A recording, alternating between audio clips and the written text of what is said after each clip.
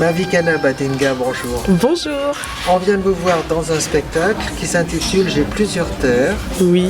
Un titre pas si énigmatique que ça, je crois, parce qu'il nous a beaucoup parlé. Et nous venons de le voir à la Factory, la salle Tomazi. Absolument, où nous sommes en train de terminer notre festival d'Avignon. Voilà. Il nous reste 2 représentations et on est vraiment ravis de la rencontre avec les publics, les pros, la presse. C'était un très beau festival pour la compagnie. Alors c'est ça, c'est la compagnie Yaena. Tout à fait. Une compagnie qui existe depuis longtemps.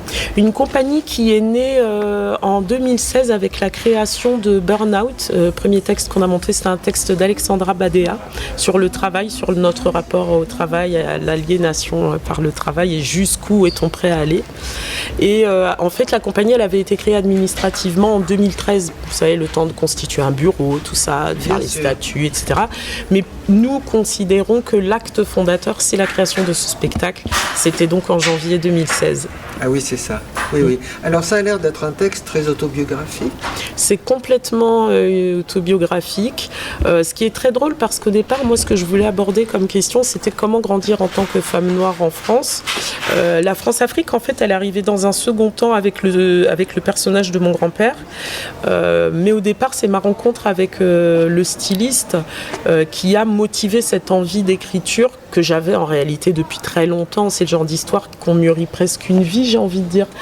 Mais voilà, c'est vrai que cette rencontre-là, ça avait été une espèce de point de départ de la question de la visibilité des histoires, des parcours, qui a le droit d'être dans l'histoire, qui décide que quelqu'un va exister pour la postérité ou pas.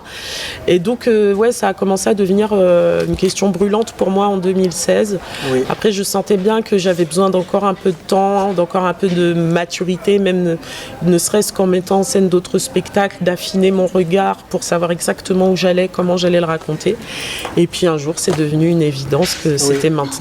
L'épisode du styliste est effectivement très frappant parce que lui-même est très modeste. Incroyable. Il ne révèle rien de lui, de son travail, de sa célébrité, entre guillemets. Ouais. Et vous-même, vous ne saviez rien. Non. Alors évidemment, ça nous parle parce que nous réfléchissons de notre côté à toutes ces femmes invisibles. Alors bien sûr, on pourrait parler d'intersectionnalité aussi, mais c'est une histoire touchante, ça, que ce styliste soit apparu comme un simple artisan, inconnu, méconnu, beauf. Voilà. Absolument. Et d'ailleurs, quand je l'ai rencontré, nous étions 2. J'étais accompagnée par une autre comédienne qui s'appelle Souad Amidou. Et en fait, on s'est rencontrés dans ce stage. Et donc, comme on se formait aux techniques documentaires, on devait être par 2, la personne qui tient la caméra et la personne qui pose les questions. Bien sûr. Et c'est vrai que quand ça a commencé, l'interview, il était très détendu. On le voit, il sourit, il nous montre la petite doublure intérieure. Et au fur et à mesure, je l'ai senti se fermer. Et je comprenais pas trop bien pourquoi. Donc c'est pour ça on m'entend bégayer, je suis un peu mal à l'aise, je me dis mais qu'est-ce qui se passe? Et donc en sortant de là avec ma comparse, on se dit ouais, il était quand même un peu bizarre, non? Et donc je fais un reportage très très propre où j'enlève tout ce qui fâche, donc un truc très lisse. J'ai rencontré un artisan machin et effectivement à la fin je veux mettre cette photo et je découvre le CV du monsieur qui, là, je l'évoque même pas. Je donne à peine 3-4 faits, mais sa carrière, elle est incroyable. Son premier défilé, c'est au Palais des Tuileries et c'est que des femmes noires habillées en blanc. Enfin, il est vraiment arrivé, vraiment en faisant un coup de poing, un coup de pied, j'ai envie de dire, même dans la fourmilière. Oui. C'est lui qui a inventé la surpiqûre rouge aussi, que d'autres ont repris après. Bien sûr. Pourquoi il ne peut pas répondre? Pourquoi il peut pas dire ça? Mais je pense que lui sait déjà ce qui se passe à ce moment-là. Il me voit là avec mes questions complètement naïves et puis eu égard à ce qu'il a déjà accompli, presque ça le rabaisse de dire mais tu sais pas qui je suis. Moi je le trouve en fait hyper classe parce qu'après quand j'ai compris qui c'était, j'ai regardé mes rushs. Tout ce que j'avais jeté, c'était ça qui était intéressant. Et donc, comme à la fin, on devait faire un documentaire, ce qu'on n'apprend pas dans le spectacle, c'est que je suis retournée le voir. Que je me suis excusée, tout ça.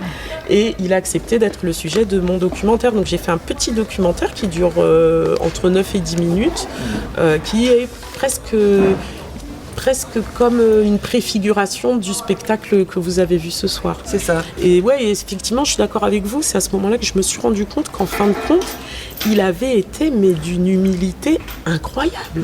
Il a ravalé toutes mes questions stupides, il a répondu. Certes, il s'est fermé, qu'il ne l'aurait pas fait, mais ouais, il est resté accessible. Oui, c'est ça. C'était par, vous pensez par gentillesse ou bien parce que, comme beaucoup de femmes par exemple, il a intériorisé une certaine position, Je crois que c'est quelqu'un qui avance. Il y a une phrase qu'il m'a dite que quand je suis retournée le voir et que du coup on a pu commencer vraiment à parler de visibilité et tout, il m'a dit on va pas se laisser abattre. Et voilà, je crois que tout simplement... Il est blessé. Bah, en tout cas, il avance. En tout cas, quoi qu'il arrive, lui, il continue. Mais oui, je pense que forcément, on est un peu blessé quand on fait des choses aussi grandes et qu'on vient vous demander si vous avez dessiné les patrons vous-même. C'est quand même hallucinant, quoi.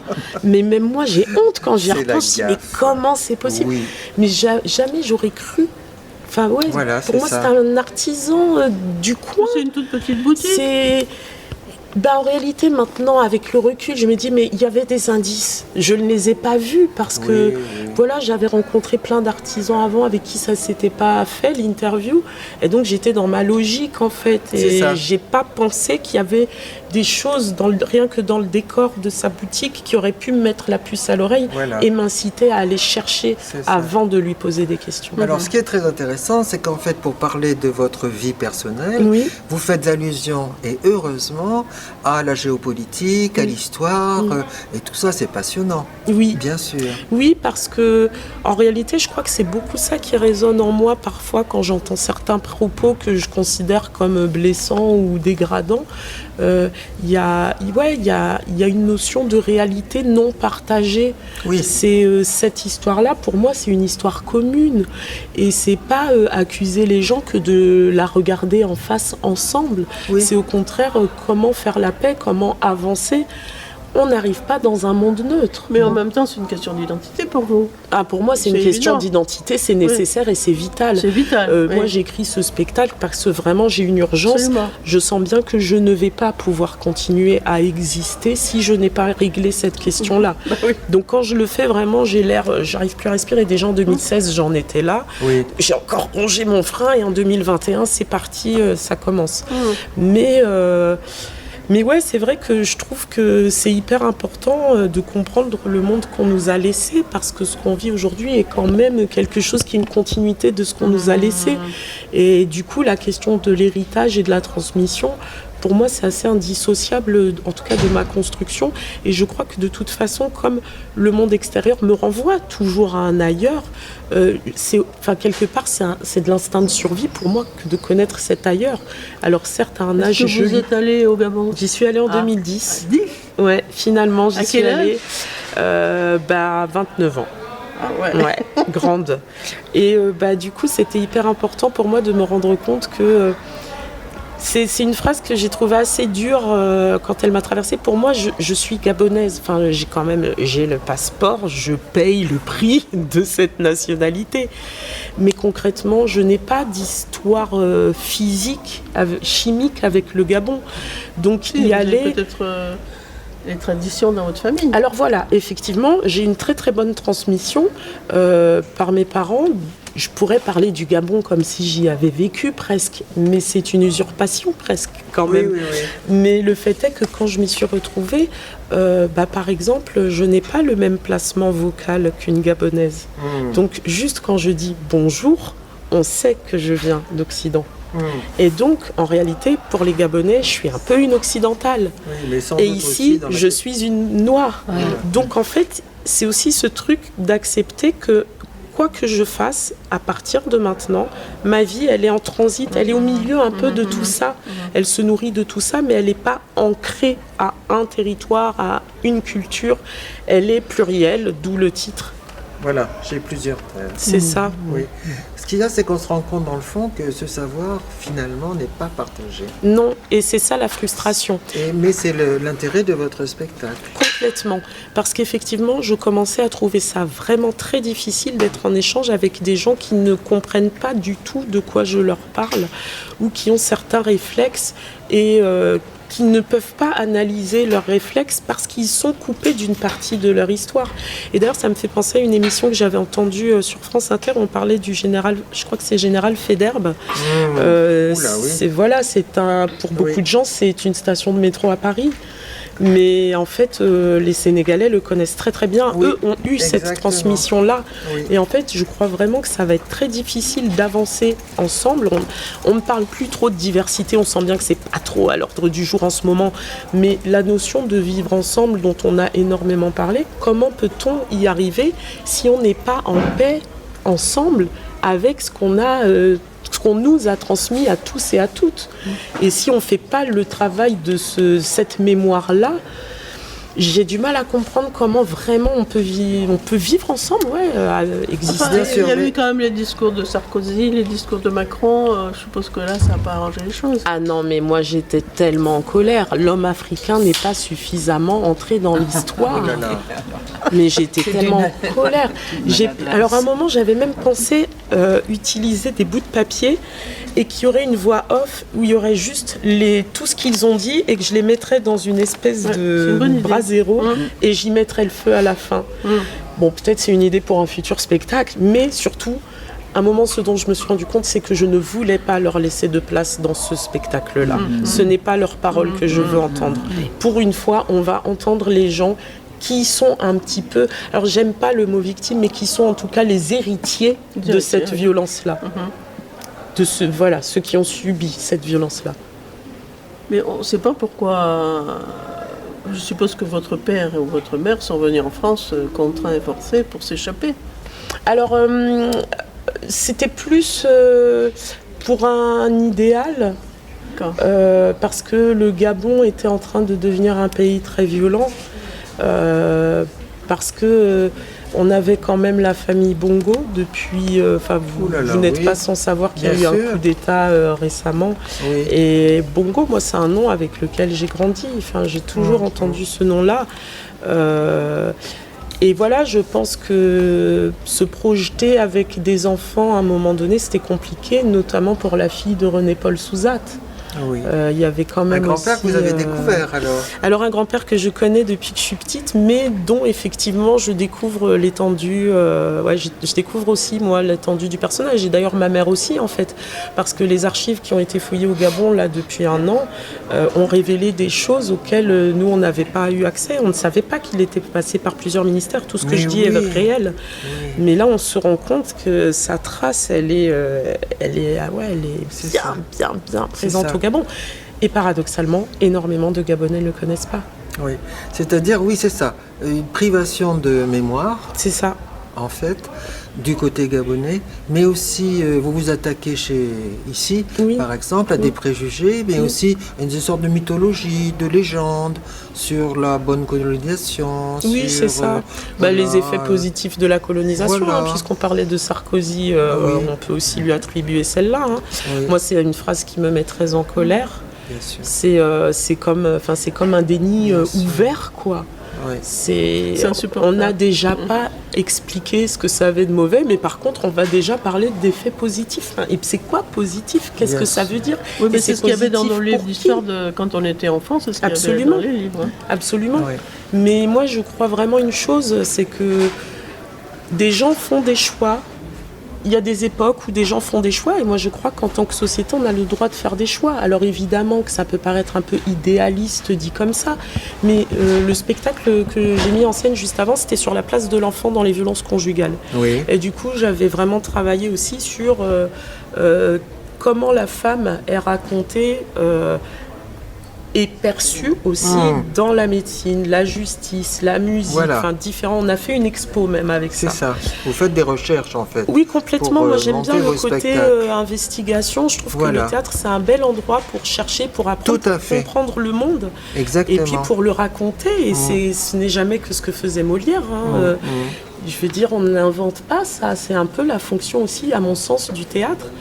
Donc c'est vrai que quand on voit par exemple tous ces mots, le mot autrice, On en a fait des gorges chaudes là, mais il a existé avant ce mot. Mais bien sûr. Et en fait, quand on regarde un peu, on se dit que, mais dit-on, l'Académie française, ils décident un peu beaucoup de choses pour tout le monde. Là. Comment on doit parler, c'est eux qui décident en fait.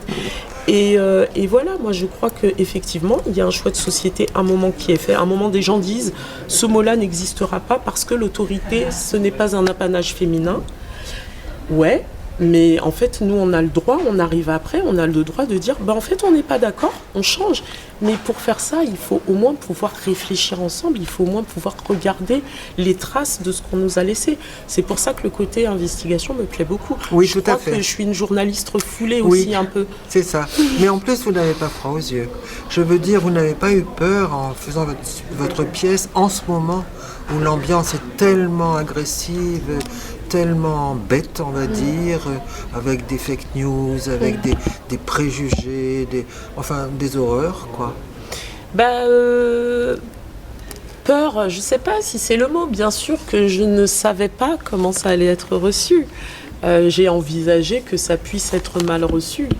Je suis très heureuse que chaque représentation nous prouve le contraire. Nous avons reçu ici 200 lycéens sur le Festival d'Avignon et je peux vous dire qu'ils sont tout à fait prêts pour ce genre de choses. Ils m'ont même remercié, ils m'ont dit qu'au lycée, ils n'apprenaient pas ça.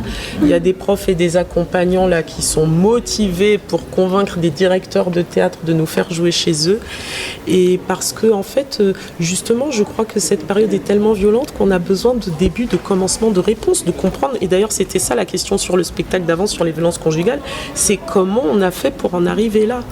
Et en fait, je crois que si on étudie vraiment les mécaniques, je trouve qu'il y a quelque chose qui déjà s'apaise. Parce que, ok, je comprends d'où ça vient, je sais, ok.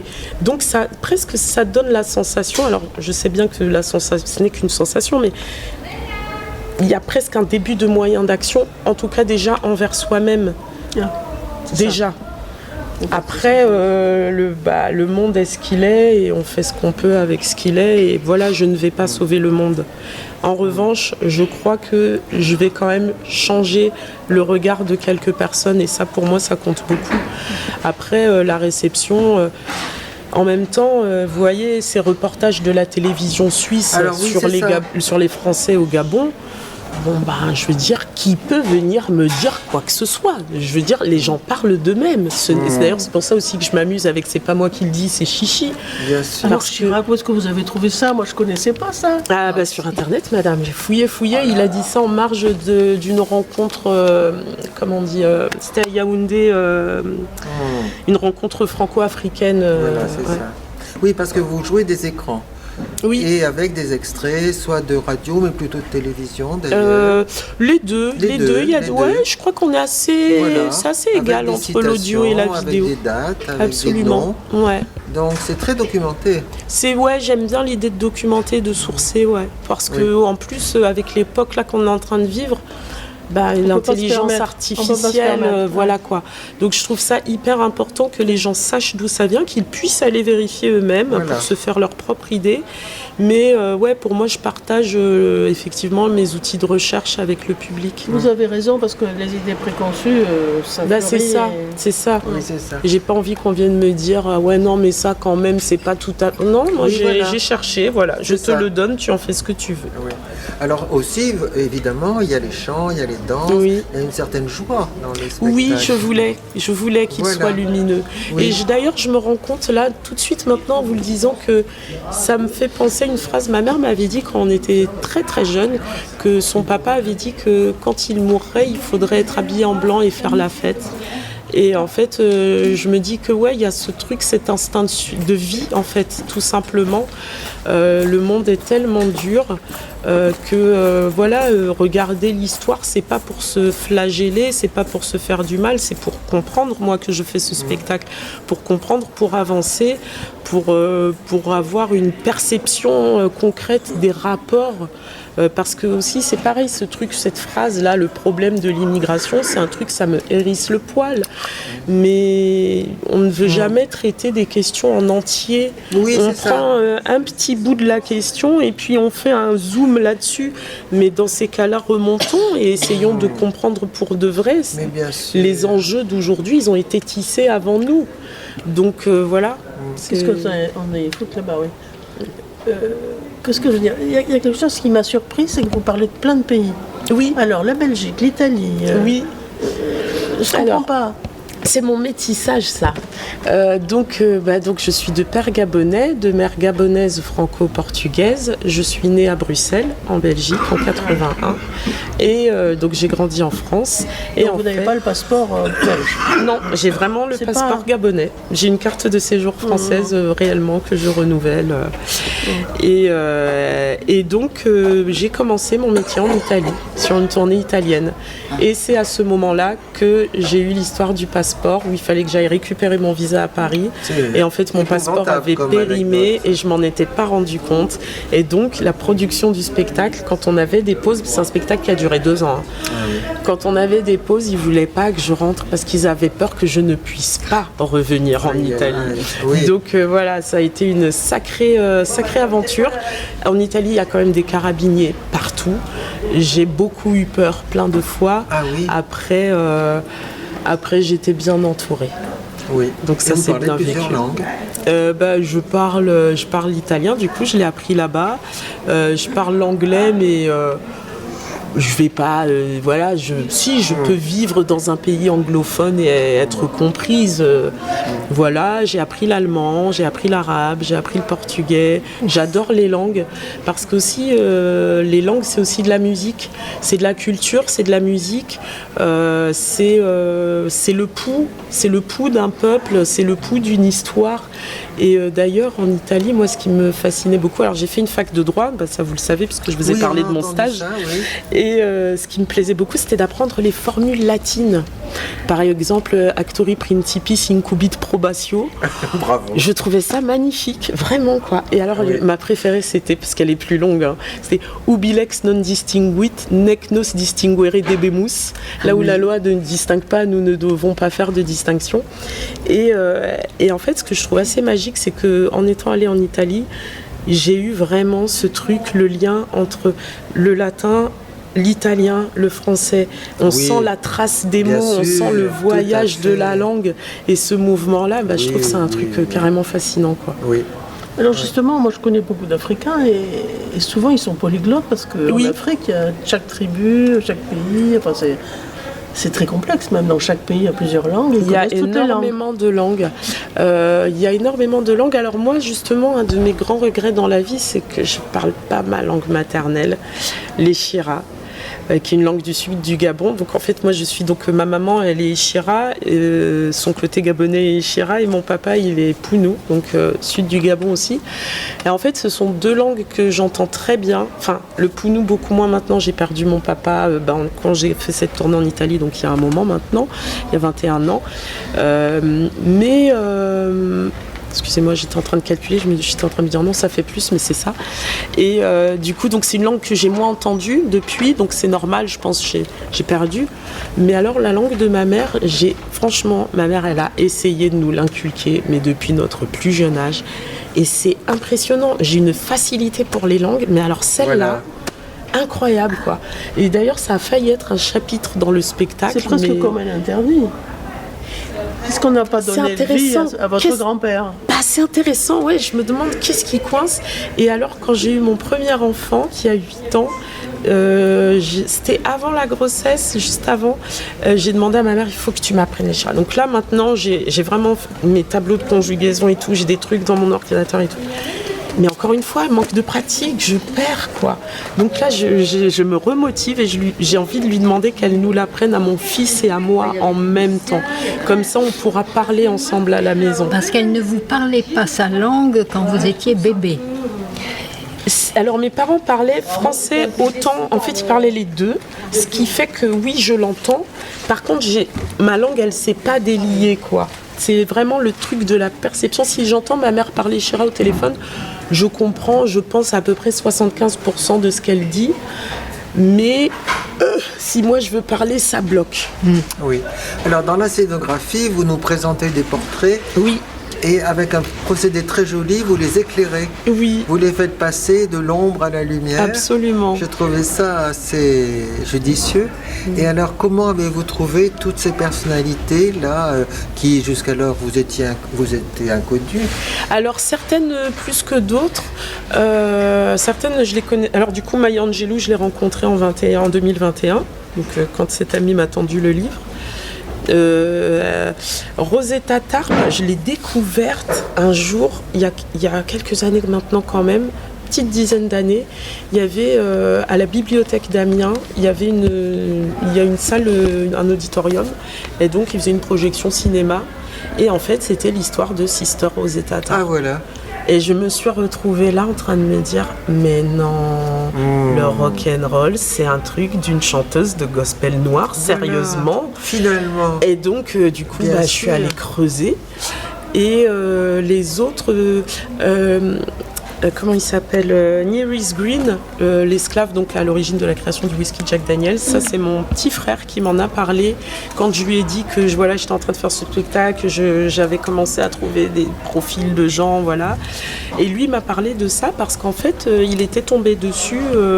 C'est la marque elle-même, c'est Jack Daniels qui a tenu à ce que l'info passe que en réalité, c'était un esclave qui avait impulsé la recette. Oui, c'est ça. Et donc les autres, j'ai cherché.